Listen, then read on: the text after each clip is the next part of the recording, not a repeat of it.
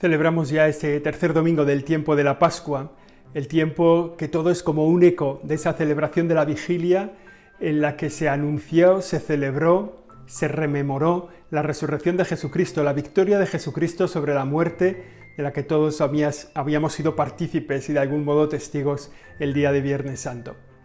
El día de la vigilia pascual, Jesucristo triunfa sobre la muerte y la alegría de la Pascua se prolonga durante 50 días. Y estamos en este tercer domingo del tiempo de Pascua. Nos acordamos, nos metemos en las lecturas y escuchamos un par de relatos que para nosotros son muy valiosos. En primer lugar, el anuncio de Pedro, las primeras predicaciones del apóstol Pedro, que coge sobre sus hombros la vida de la Iglesia y empieza a anunciar a los judíos lo que ha pasado, lo que ellos están celebrando, la alegría de Jesucristo resucitado. Y también en los Hechos de los Apóstoles, pero en la lectura del Evangelio escucharemos una vez más la primera aparición de Jesucristo a los apóstoles reunidos y encerrados por miedo a los judíos. Estos son como los dos relatos que nos pueden ayudar, que nos pueden iluminar en este tercer domingo de Pascua, que nos pueden ayudar en nuestra vida cristiana. Si vamos con lo primero, nos encontramos a Pedro ya liberado de todo temor, impulsado por el Espíritu Santo, a anunciar a los judíos la resurrección de Jesucristo. Y les dice, mirad, eso es lo que estaba anunciado, lo que se había anunciado por los profetas, lo que se vivía desde el principio, que íbamos a tener como un Salvador, que íbamos a recibir un Mesías, un ungido, que nos iba a salvar a todos, que nos iba a liberar a todos. Y ese que nos iba a liberar es Jesucristo. Les dice, al que vosotros matasteis.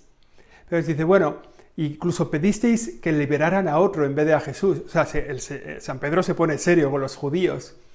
Pero les viene a decir como, no os preocupéis por esto, estaba previsto que Jesucristo tenía que sufrir. Era algo que estaba ya previsto, Él se entregaba para la salvación, se inmolaba como el nuevo Cordero Pascual. Bueno, de algún modo le dice, no os preocupéis, pero tenéis que pedir perdón. Y aquí va bien para nuestra propia vida cristiana el saber que, aunque hacemos cosas mal, siempre nos está esperando el perdón de Dios, ¿no? La victoria en la vida cristiana no es del que nunca cae, es del que siempre se levanta, del que siempre tiene un motivo para decir, Dios me sigue esperando, Dios cuenta conmigo. Sí, fíjate, los judíos que condenaron al Señor porque no lo supieron identificar, porque no supieron que era el Mesías, incluso pidieron que se liberase a Barrabás. Si para ellos también es el perdón de Dios, para todos nosotros que hacemos lo mismo que los judíos, solo que con mayor responsabilidad, porque nosotros sí que sabemos quién es Jesús, si a nosotros nos va a perdonar, si a los judíos perdona, también a nosotros nos va a perdonar de todo pecado. El único problema que tenemos con el pecado es creer que nunca saldremos de él, que siempre viviremos encerrados. ¿Qué más da? Ya hemos pecado, ya nos da igual. No, esa es la victoria del pecado, precisamente es cuando nos quedamos postrados, escachados por el pecado. Sin embargo, Dios nos invita siempre a levantarnos, está esperando para nuestro perdón. Es el mensaje de Pedro, Jesucristo ha resucitado, pedid perdón de los pecados, la misericordia de Dios llega a vosotros. En la lectura del Evangelio escucharemos otra vez más la aparición de Jesucristo a los apóstoles, que estaban encerrados, dice la Escritura, por miedo a los judíos. Y el Señor se presenta con unas palabras que tantas veces escuchamos y con las que tantas veces empezamos la misa. La paz esté con vosotros. La paz que es la serenidad del alma, porque Jesucristo vive entre nosotros, porque estamos asentados en medio del Señor. Y es verdad que la pandemia sigue, y es verdad que los problemas siguen, y es verdad que la vida sigue siendo complicada, pero sin embargo tenemos la paz porque el Señor está con nosotros. Es el deseo de Jesucristo a los apóstoles. La paz esté con vosotros.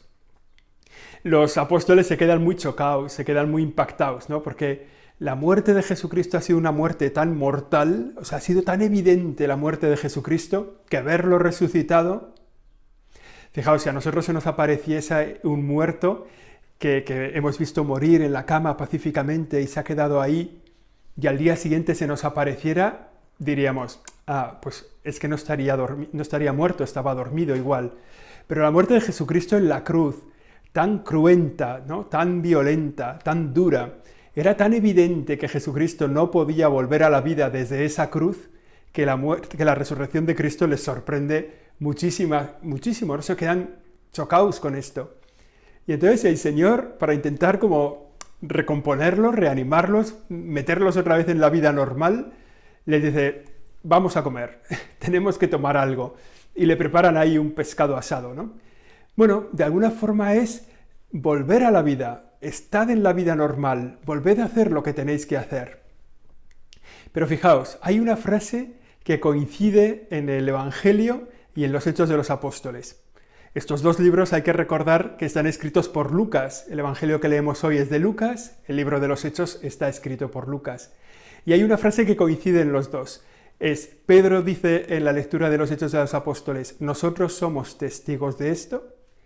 Y el Señor les dice a los apóstoles en el Evangelio, vosotros sois testigos de esto. Ser testigos.